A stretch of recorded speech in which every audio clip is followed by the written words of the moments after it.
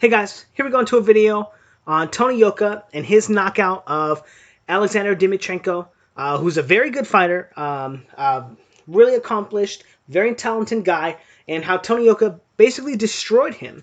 And the reason is because Dimitrenko was moving back in a straight line, and we're going to get to kind of see why this is such a big problem for fighters nowadays. And kind of talk about a little bit why as we dissect Tony Yoka's KO.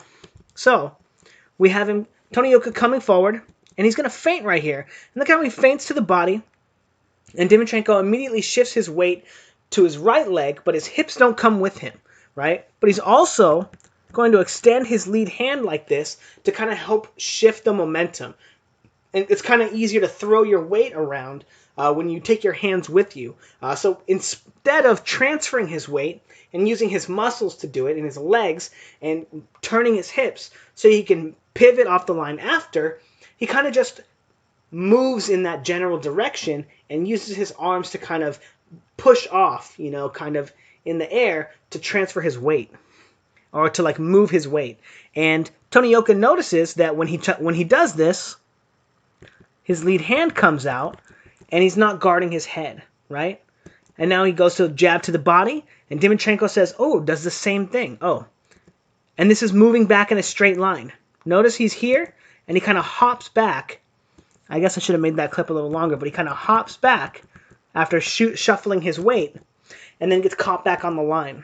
Now again, shuffling straight back in a straight line. No weight transfer, no weight transfer.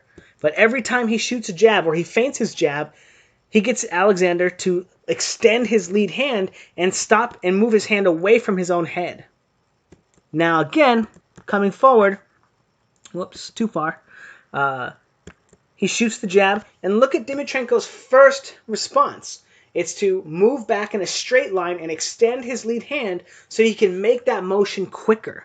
And what happens is he doesn't get off the line, and because of the fact that that Tony Yoka is still in boxing position, he still has access to all his muscle groups, he's able to much more quickly transition his weight from here, feinting, forward into a right hand. Whereas because Dimitrenko is moving against his joints and against his body mechanics, he gets stuck on the line, whereas Tony Yoka is able to go from here, transfer all of his weight from his back leg to his front leg in the form of his right hand into his opponent, while his opponent is still moving back in a straight line.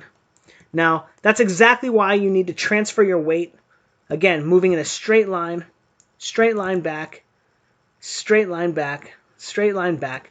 And again, that's exactly why you need to transfer your weight with every motion. Everywhere you go in the ring, you need to be transferring your weight and taking your head with you. And not leaving it on the line like a plate, like a dinner plate for your opponent.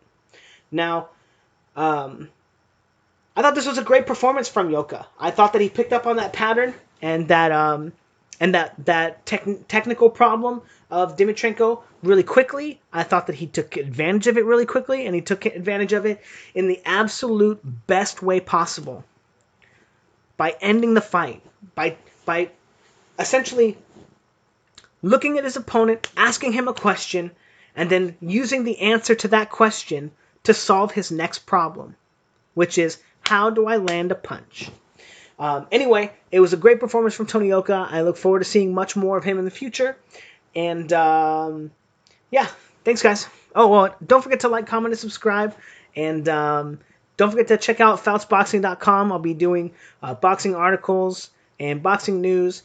And Fouts Boxing is actually the first of like many really cool steps and really cool things in the future as far as like training and coaching goes. And I'm really excited about it. So sign up for the newsletter, and so you can get all the exciting news updates and stuff. And yeah, thanks guys.